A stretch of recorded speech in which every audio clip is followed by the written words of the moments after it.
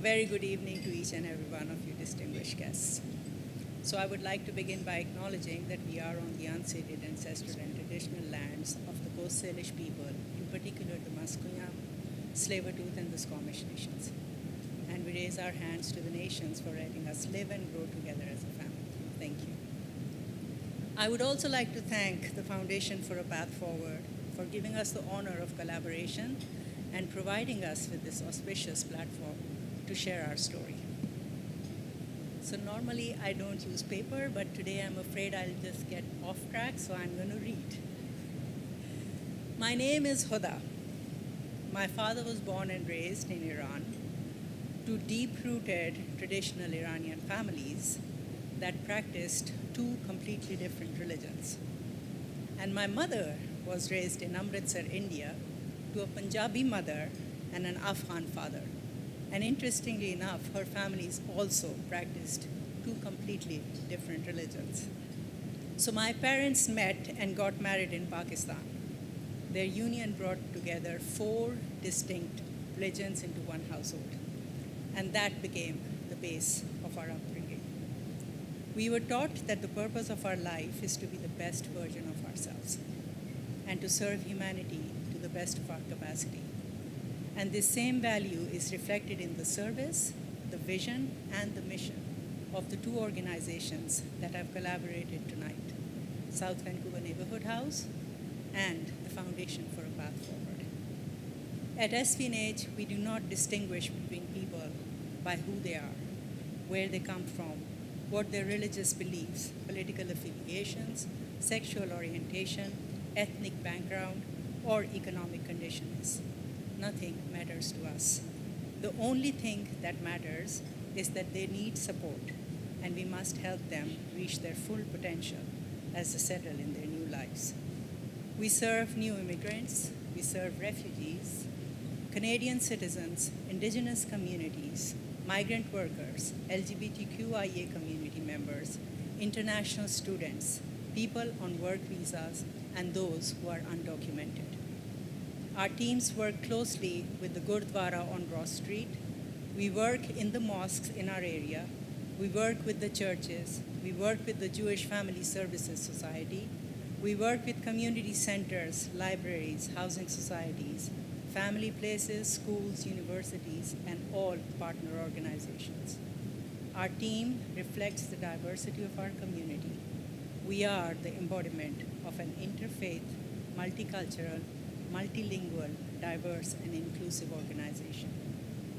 When we serve a lady who walks in, and on connecting we find that she is Indigenous, who lost her two siblings and her spouse within the past 10 days, we don't sit, we grieve with her, and we help her because she needs support for food, and she hasn't enough to decide what is she going to do, pay the rent, or eat food.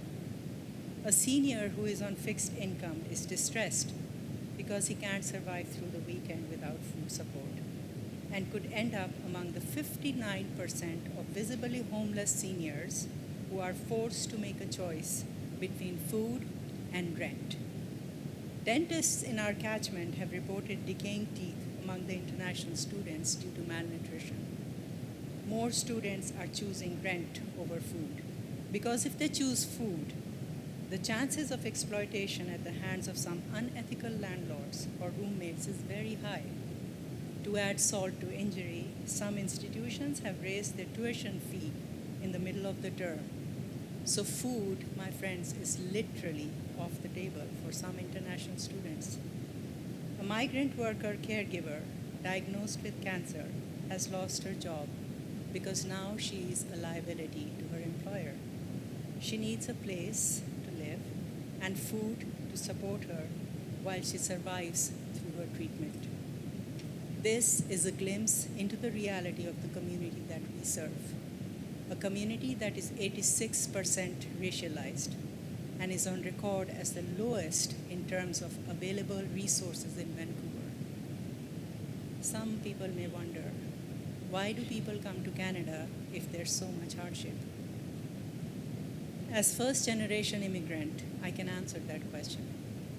Majority of the people come because Canada offers hope, a better life, and safety, which is all true. But the high cost of living, the lack of housing affordability, lack of sense of community, the challenge of Canadian experience, language barriers, the inequity between resources in neighborhoods, and the difficult choice to be made for survival make life very difficult. Accessibility to food, housing, and employment are interconnected. Without food, people cannot survive or function. They can't think clearly if their children are hungry, can't work on an empty stomach. And without employment, they can't pay rent or purchase food. So it is a cycle. We are here today during the holy month of Ramadan. Fasting is engraved most of our faiths, traditions, and cultures. It gives us time to reflect on our privilege and understand the plight of the less fortunate. It is our hope that together we will find ways to address food insecurity because we are stronger together. Please come talk to the team of South Vancouver Neighbourhood House. May I request all the members of South Vancouver Neighbourhood House to please stand?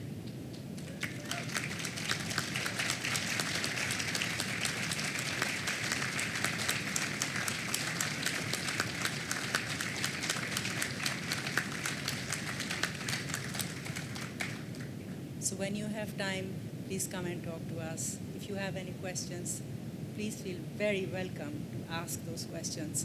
And please, we invite you from the bottom of our heart to come visit our beehive on 6470 Victoria Drive. I was afraid I said the wrong number.